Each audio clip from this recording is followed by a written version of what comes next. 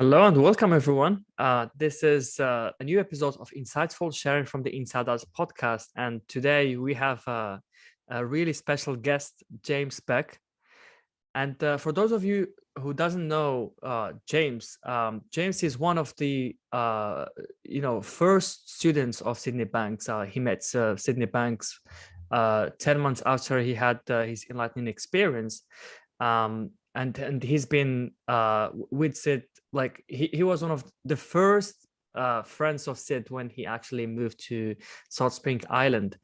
And it's such an honor to have you with me today, James. And you're also a coach at Heartfelt Presence. Is that right? That's true, Omar. And thanks so much for talking to me. And, it's a great opportunity for me to share. So I'm really pleased to be here. My pleasure, James. I love sharing. Yeah, I mean, we all do, right? So would you like to share with us how it all started for you? Or maybe just give us a bit of background, like before coming across this understanding. Sure. How is it like for you? And then how is it like for you meeting Sid? And, how is it like having your first insights into the three principles? Sure, I'd love to share this sort of thing. At the time that we met Sid, my wife and I had run away from society. We went back to the land. We sold our home in the city. We had a little bit of money, not much, but enough for us to come out and get started.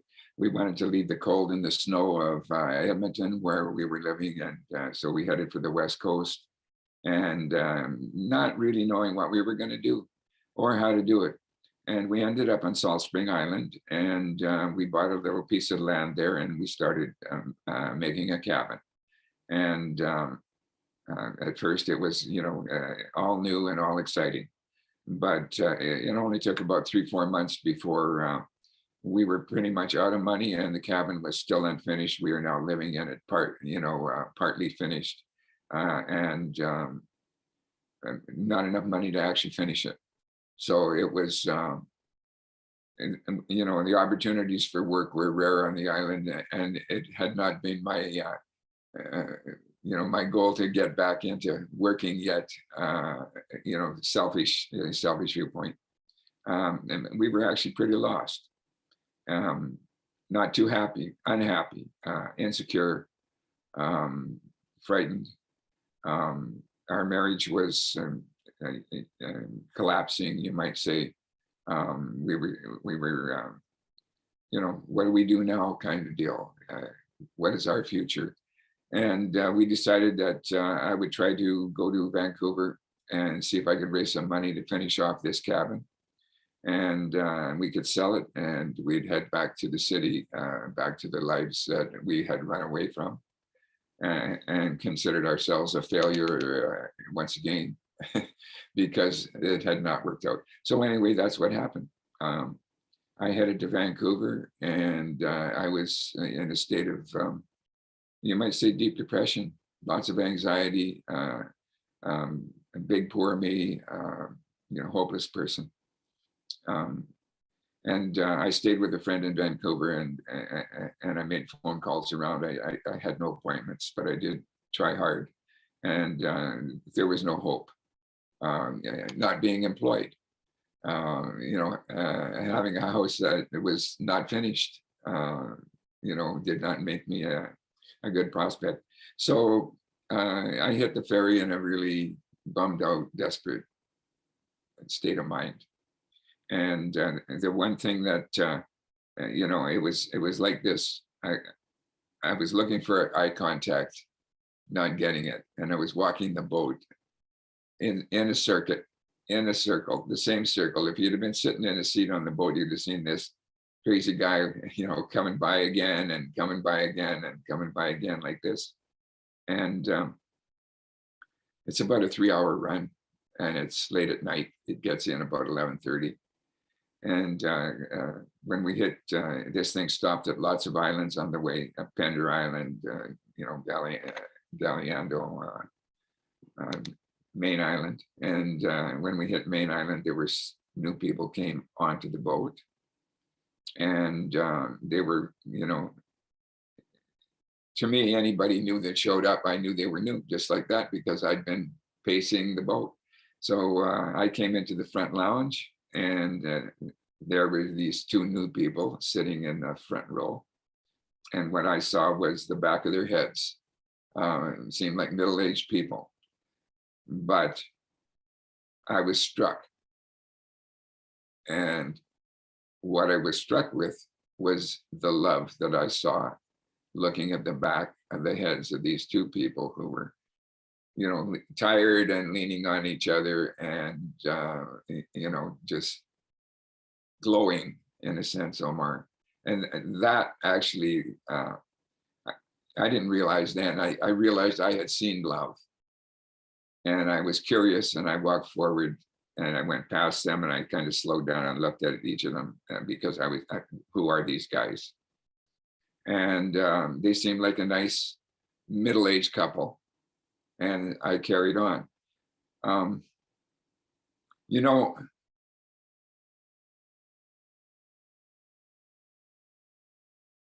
when we're trying to really get our head around the three principles, one of the things that Sid pretty well says in every talk is listen for a feeling. The energy's in the feeling. You can learn from the feeling. And that's what I experienced in that moment. I didn't realize it, but I was struck by love. And thinking back, it was interesting that I never finished that circuit. Before I got around the circle again, I finally sat down in the boat. I didn't realize any of it then, but as I've been telling my story recently, I was healed at that moment. Not, you know, not to offend, but I was healed. I was no longer in that anxious state. I was no longer in that depressed state. You know how everyone talks about that load that gets lifted off your shoulders? It wasn't from something somebody had said. It wasn't from something somebody had, you know, that I had read, that somebody had written. It was from the experiencing, seeing a loving couple that zapped me. And as I say, there was healing happened for me right then. Now, it wasn't that long till we came to port. And as I say, it was about 11:30, maybe quarter to 12 before people got off this boat. I had no ride. I went to the edge of the parking lot, and I stuck out my thumb. And by the edge of the parking lot, it's that place where the lights start to end and blackness is ahead. And lo and behold, this old pickup truck pulls over and offers me a ride. And it's Sid and his wife Barb, the two people that I had noticed, you might say, thunderstruck by, in a sense. I wasn't laying on the floor, but I had definitely had that weight lifted. I had definitely given up the pacing, and I had finally taken a perch. And now here they were, that same couple that I had gone out of my way to see who they were. And that was really the beginning of many, many more insights and changes for me. Classic in a way. For hosts, for teachers, for therapists, connect with your client, let them relax, let them feel trust. That's what they did to me as soon as I got in the truck. Hi, where are you going? Oh, so-and-so. Oh, that's on our way. We can take care of it all the way home. Great. You know, how are you doing? What's going on? I spill my guts. They give me love. compassion, understanding, hope. That's what we do. That's what therapists do. That's what Sid and Barb did that night at 11:45 or midnight, whenever they picked me up. And then they started talking, basically Sid. What did he say? I have no idea. But it was enough so that by the time we got to my house, which was about 10, 15 minutes later, I was insistent that they come up that dark driveway, no lights on, my wife and kids asleep inside, a rickety staircase climbing up to this house. I bring them in. We sit in, the lights had been, we had been operating on an 100-foot extension cord from our neighbors, and the plug had been pulled. And so we had an old coal oil lamp that, the kind that ran it with a mantle that you pumped, only the mantle was broken. So the light was, about 30% of what it would be. And I woke up my wife, and she came out and rose to the occasion. She was a little bit grouchy, but she was, beyond that, she was a kind person. And put on the kettle, and we sat down and listened to Sid and talked with Sid and Barb for about 2 hours. And Sid had asked me later, what did you hear that night? And I had no answer. I couldn't remember anything that I'd heard. But the one thing that I always answered with was, Sid, I had seen the love. It was the love.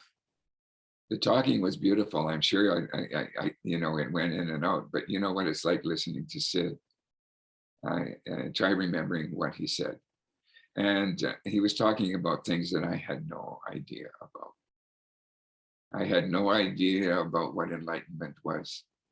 I had no idea about any of these things like consciousness, mind consciousness, thought, energy, universal energy, the energy of all things. I had no idea, what all of this was all about. But I was definitely intrigued. And it was the beginning of a lifelong relationship. So that, that's a little bit different take on the story than I have used, my story than I have used before. And part of it is it's only quite recently that I really zeroed in on the love. I love talking about love, because when we boil the principles down, we're left with love. But this, I've gone deeper, Omar. That's what we're here for. We're here to go deeper. It doesn't matter how old we are, a child or an old guy. We're still here. Why are we here? We're here to go deeper. We're here to go deeper in consciousness. That's why we're here. That's why you're here. That's why I'm here. And I love it. And I have been. It's so beautiful to feel that growing in yourself, to see things differently than you saw them before. Not just to not be carrying the weight of an anxiety or depression or whatever the labels are or the diagnoses are that we have that make us seem that we're unworthy. Really,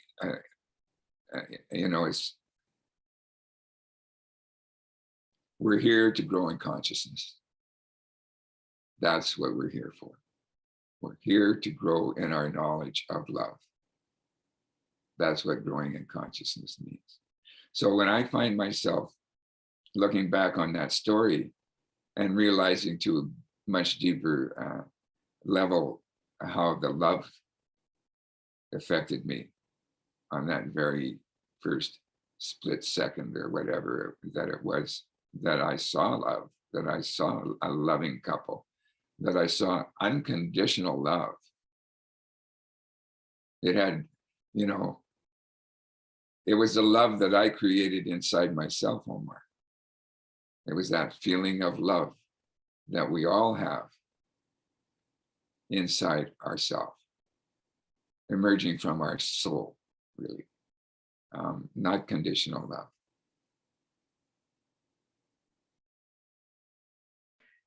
That love I felt. Thank you for sharing this. You're welcome. Yeah. No, I really love that when you said that it's going deeper and deeper. Yeah. Right. Because I could remember that at some point when I thought that I really got this understanding, I kind of got stuck. Sure. And my ego took over, you know. Sure. And I really suffered. You know, I really started, suffering. I was asking myself, like, oh my God, is this really this understanding? Like, I know the three principles. Why am I experiencing this? Little did I know that I was getting in the way, and I was not humbling myself and letting my ego take over me and just and just speak as I know everything. And it has become clear to me that I don't know what the three principles are, and when I am in that state of humbleness and started from scratch again, I see something new about this understanding that takes me deeper and deeper. Sure. It's not getting stuck in one one label of what the three principles mean, and then that's it. That's what the three principles are all about. No, yes. it's starting from scratch again, and then something comes up, and every time I talk about it differently. Like you've listened to the podcast I did with Joe Bailey, and I was talking about the three principles, but I wasn't mentioning the three principles. But that's three principles as well. So I was sharing it differently. Sure. But it's all the same thing. It's all the same thing. It's all the same thing, but it keeps going deeper. And, absolutely. And you know what you're talking about when you read, when we plane out it, we think we've got it, and we have got it because we've grown and we've gained a level of consciousness. We've experienced the laws that are the three principles, and so we know it, and we think we know it, and our ego jumps in at that point because it's never ending, and we have conditioned ourselves to wanting to get it, to wanting to have at that ending. And that ending is never going to happen until we are enlightened. So if it's a level of enlightenment, it's a deeper level of understanding, it's a deeper level of love. But for us to jump in and say, well, I'm finished now, I've got it, immediately we've lost it, because it's a continual journey. The journey's not over. We've just made it to the first rest stop. And great success. Look at that. We're halfway up the mountain or whatever. And we can, we can say, look out, take a look there, take a look out there. Look what we see now. We've gained it, but we're not finished. We're only just starting. I mean, Sid himself said, enlightenment was just another beginning. It was just, another place to be experiencing life from. So yeah, we've all experienced thinking we have it, or the wonder of elation and excitement for going deeper, and also waking up and seeing, oh, I've changed. My life has changed. I'm happy. I've been spending all this time, not worrying about things, or not creating anxieties, or not indulging in negative thoughts. And then we take a rest, and part of that is thinking that we're there, and it's really, no, we're not there. We're just stopping for a minute. We just made it to a little place to rest, and now the journey is, it's still going to unfold. It's there to unfold itself for us. It's wonderful. It's wonderful to realize that it's not over right away, that we're not going to get somewhere and that it's all over. it's wonderful to know that there's always more to learn, always more growing to do. And in my journey, I paused for years, thinking I knew it, but actually not being ready to step up, not having, you know, a full understanding of insights, having had insights and benefit from the insights in so many ways, but not really realizing the way I understand insights today. During this last year that I've been sharing, I've started experiencing insight after insight. And it has been a beautiful relief in a way to be giving it out. And at the same time you're giving it out, you're growing. And to feel that growing is still happening. And I am still changing. I am still going deeper. And I'm having more and more insights. And I'm getting to the place where for decisions or for talking 3P, I go to the quiet, and the quiet brings me the answer. I go to mind, and mind brings me the answer. And that's something that I did not clearly see for decades. I benefited from it, Omar. I had insights, but they were like miracles. They weren't something that start to come more and more freely, more and more often. Just slow down and trust the answers will come. And trust that if you take the wrong choice, you can change your mind. That's a beautiful safety for us too. Don't forget you can change your mind. If you happen to blow it, if the ego steps in and pushes you in the wrong way, you can wake up and say, whoa, wrong. I've been doing it. This isn't the way. I shouldn't have done it this way. I'm going to do it. I'm going to change this. I'm going to fix it. And, you're having another insight, another beautiful guidepost shows for you. But, it's like we have a soul and we just sort of let it do its thing rather than trust it. I would love you to talk more about how to quiet your mind, like, because I could imagine people saying, like, how do I quiet my mind? My mind is always busy. How do I do it? Would you like to share more on that, please? Sure. We all know how to do it is the thing. It's the idea that we don't know how to do it that we used to hold ourselves back on. We may have different ways, but Sid always, in everything that I've read, and anytime I've watched videos or anytime I heard him talk, he would go to the quiet. He would take a moment. He would take a beat. He would let it come. Or he would describe characters in his books doing that. Second Chance, Quest of the Pearl, The Enlightened Gardener, The Return of the Enlightened Gardener. These are all great examples. In The Enlightened Gardener, I think it's Andy is the gardener. When he's asked a question by these psychologists, he never comes up with a quick answer. He's described as taking a moment or two and letting the answer come. And at other things that I've read by Sid, it would be they took a moment to collect their thoughts. So we can use that phrase.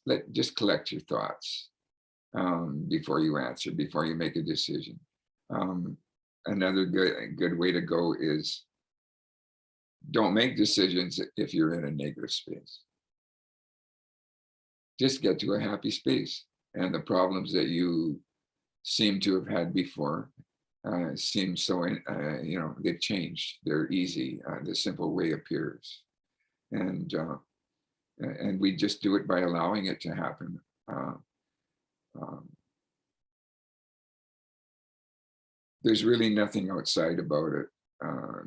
It might be something that we want to project to the outside, like I listen to certain music or something like that. Yeah, okay, but don't put it out there. It's once again, it's you, me, taking responsibility for slowing down and being quiet and waiting for the inside voice to appear.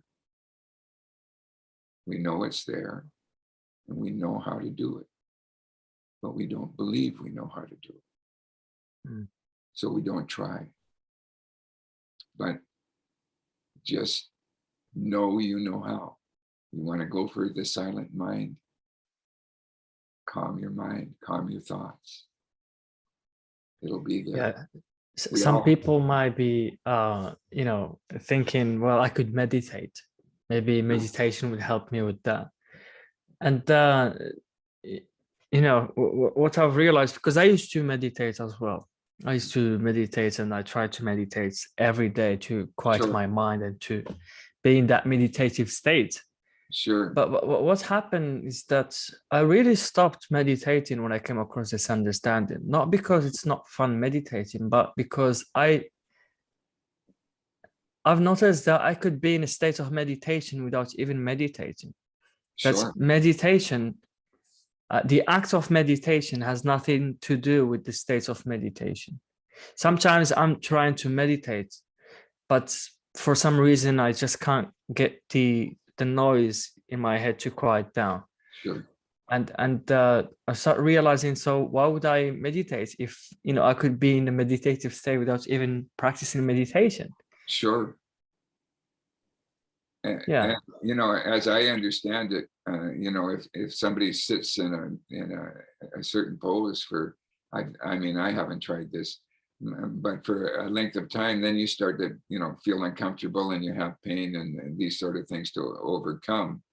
That can't work if you're giving yourself more distress, trying to prove something rather than than allowing that state to be.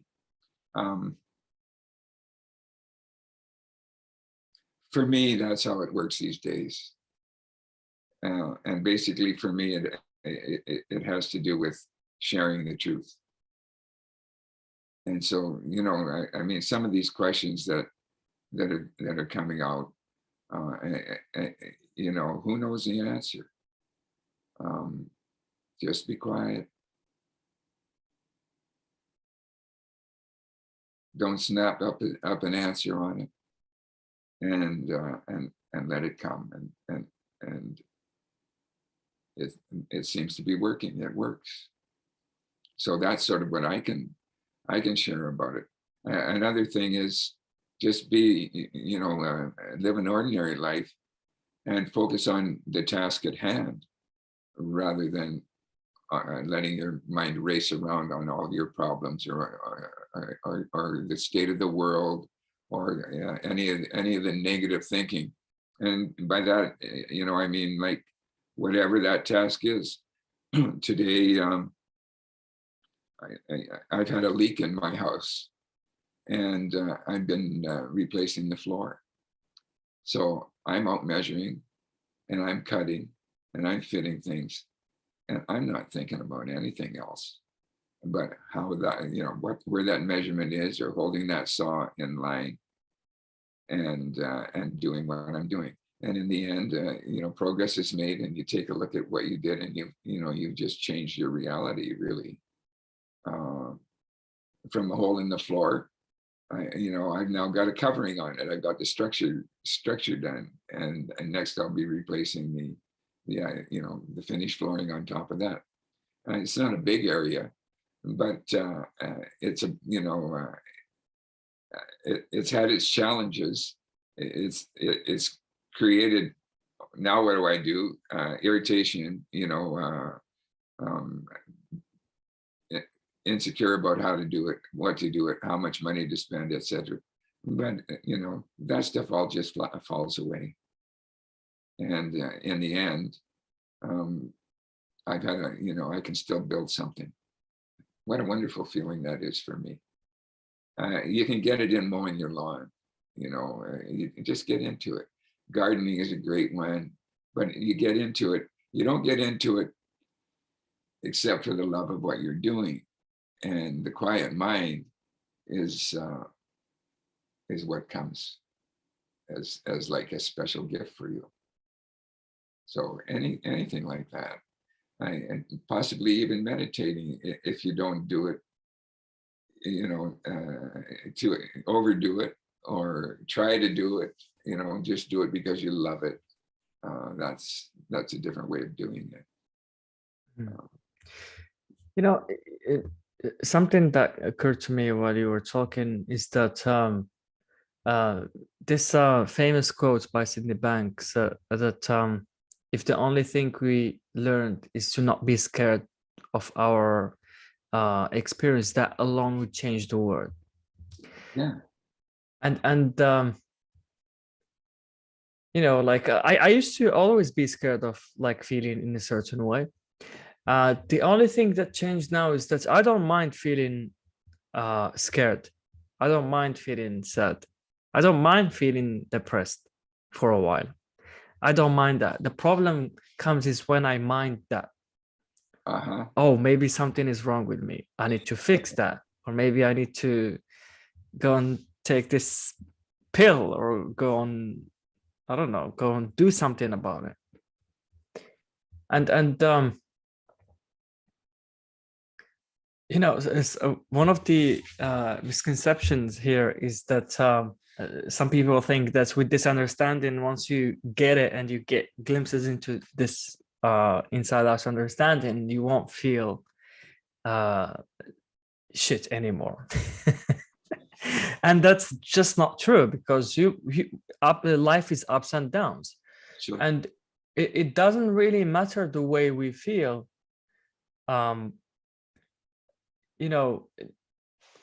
Because feelings are just temporary. They are just the shadow of our thoughts. Sure. They just mimic it's what's in our mind at that moment, and it's completely fine to feel in any way. So being fine with whatever feeling we're having is surely the best way to come back to that pure silence James is talking about, and not making it more than what it is. This is where actually suffering starts, and some mental illnesses starts to make it more than what it is. And James, would you like to talk about like your take on mental illness? Like what do you think is the first reason or the first cause of mental illness, and how people could avoid going down a basement, let's say? Well, it seems to me that it's negative thought. So if we recognize that we're the thinkers and we're creating negative thoughts, then we won't do that anymore. I mean, we will do it every time we do it, but we know we're doing it, rather than feeling helpless, or rather than feeling that you deserve to be in whatever mental distress that you're in because you've been traumatized. The outside forces and the helpless person who is broken or is lacking something, to paraphrase Dr. Bill Pettit. So that's time and time again I've heard, and that that was my experience on the boat when I saw love. But time and time again, it's negative thoughts, it's negative thinking that creates this. We don't know the extent of the power of negative thinking in terms of physical element. They're scratching the surface on that, But the realization that, what you were talking about, inside out or outside in. Outside in, I think that, I know nothing about, I'm not a psychiatrist or a psychologist, but what I would say is outside in is the biggest reason for mental illness, and the cure is inside out. And it's our responsibility. Outside in, it's our responsibility. Blaming anything else but our own control. In other words, saying that we are helpless and just victims. And that's a problem. That's outside in. And inside out is, I don't have to think this way. And we see magnificent examples that blow my mind.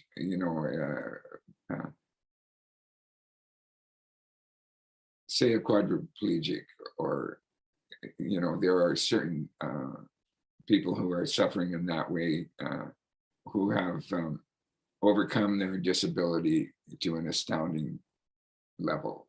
I've heard about a few people like that. They demonstrate that, something that you would say, well, God, how can anybody be happy when they're dealing with that, and then you'll hear about or run into somebody that is dealing with that, and that is happy, grateful, full of love, appreciated of their lives. And so that's it, isn't it, Omar? It's instead of it being outside in, it's inside out. Instead of it being poor me, it's lucky me.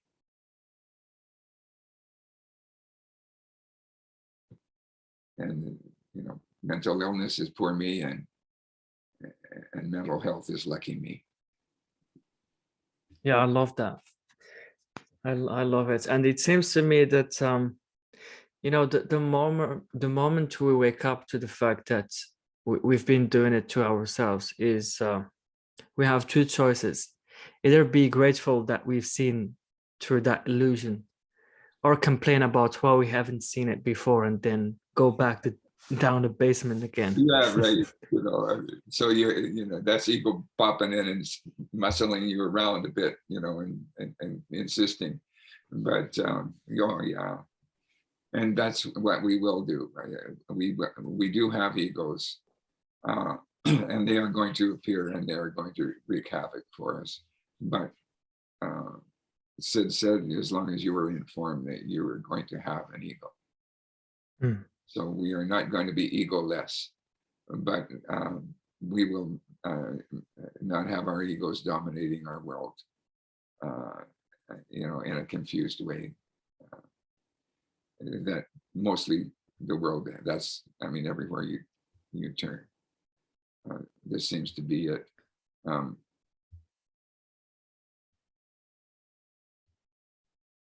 It's all up to each individual. Whether we know it or not, it's up to each individual to gain in consciousness. And as we do, the collective consciousness of humanity benefits. But we can't do it for somebody else. We can't force somebody else into it. There is a jump that takes place, and that's a jump that acknowledges spirit. We have to jump to spirit. We can't prove spirit only to ourselves. But you can only just give metaphors. You can only just tell stories. You can only just share feelings. And it's up to the person that hears, up to me, up to you, to see it, to really see it, to feel it, to grow, to take that jump, and acknowledge your soul as being your conduit into mind, what we call mind, and mind consciousness and thought, that mind, the big mind. We're connected to the big mind. We have all the power of the big mind, but it's our ego that holds it back. So we have to jump past that. It's like a spark plug, you know, the spark's got to go through. There's a gap, there's the energy builds, and it, you know, it jumps across, or it fizzles out if somebody breaks the connection.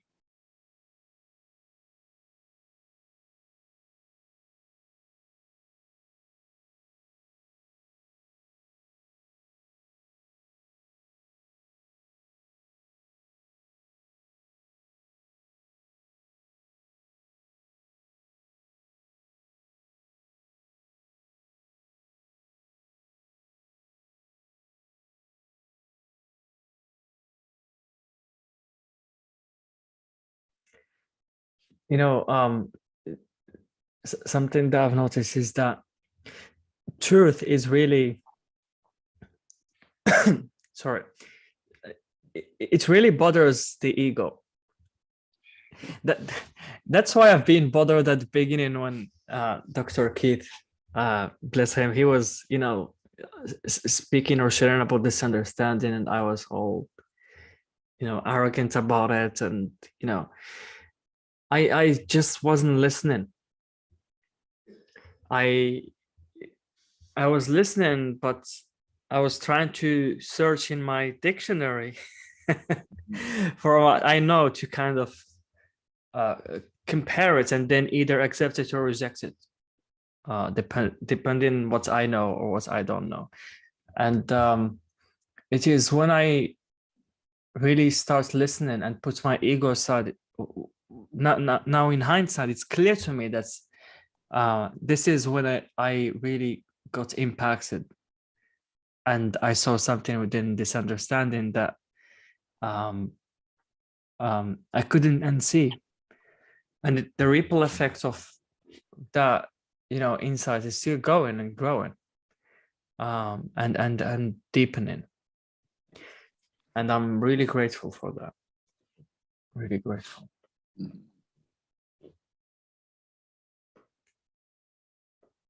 You know, in the earliest days,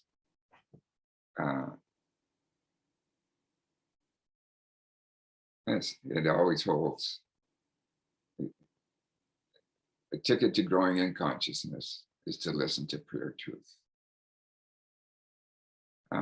Sid used to say it this way: find somebody you trust and listen to them.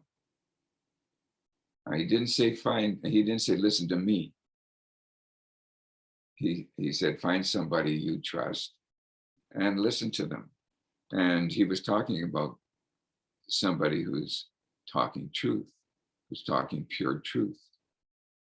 And what is the pure truth that Sydney Banks is talking about?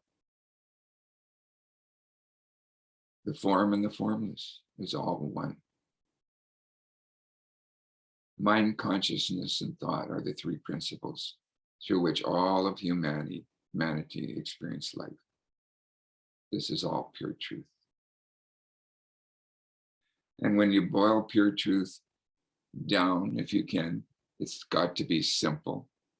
And the simpler you get is when you turn it into the feelings. And you find out that pure thought, pure consciousness, pure mind are all one, that we are all one, that we all are God or universal mind, that we're all part of it, all part of the form and the formless. And the purest part of it, you boil it down and you have is. That word is, meaning existence, or, you know, life is, I am, you are, he is. And what is? It's love. There's where it all, pure truth, fills up. And it's all love. It's all the feeling of love.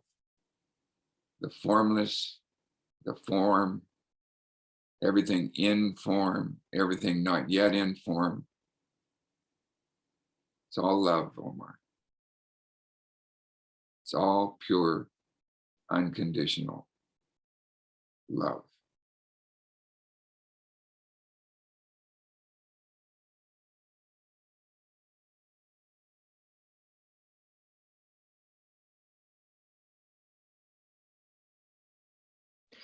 No, I always say that truth is our soul's favorite music.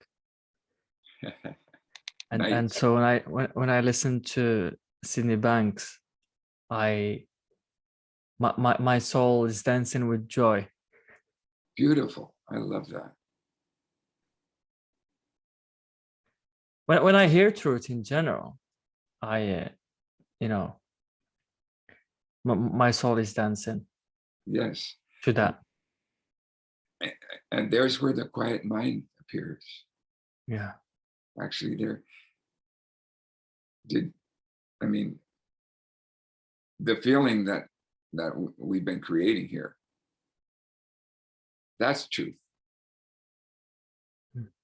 That's a deep feeling that's going on. We couldn't have that deep feeling if we weren't talking truth Mm. or hearing.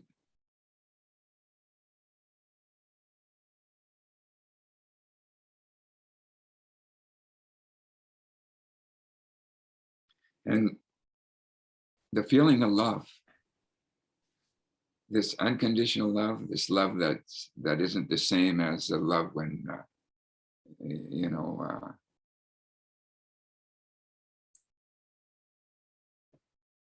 you love me and I'll love you kind of thing. It's all of it, actually, Omar. The feeling of love comes from inside us. That's our thing. That's our feeling.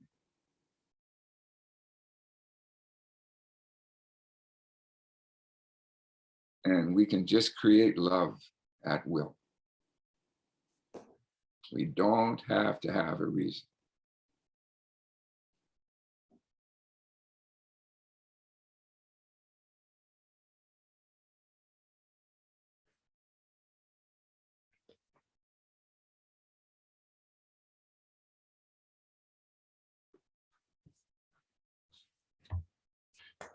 Well, That thank you love. very much. Okay, great. Yeah, that's You yeah, know, thank you very much for sharing this. I loved it. Go ahead. I was just going to say that, you know, in the beginning, I talked about when I ran into Sid and Barb in the boat and I had the feel, I saw love. I took it from the outside, took a cue, but the love welled up in me. It was my feeling. The whole ferry boat could have seen that, but I'm the one that saw that. That was my feeling.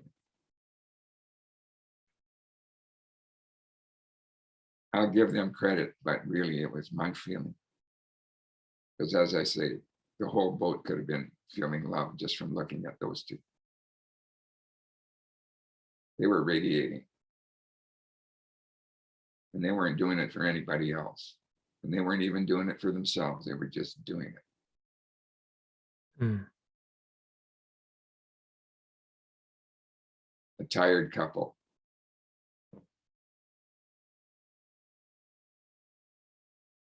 Going home late at night. Over the water. Through the dark island.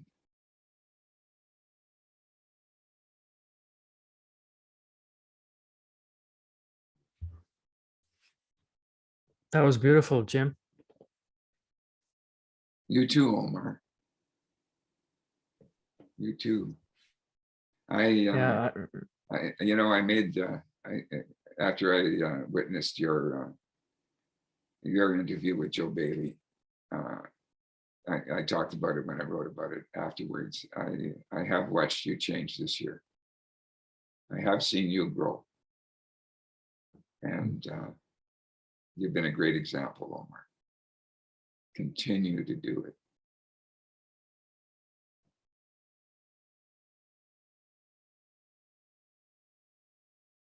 back to ego again.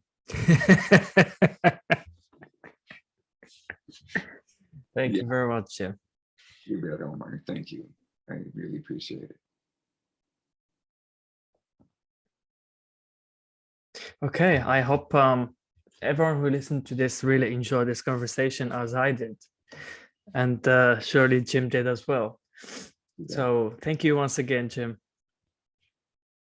Okay, Omar. You too.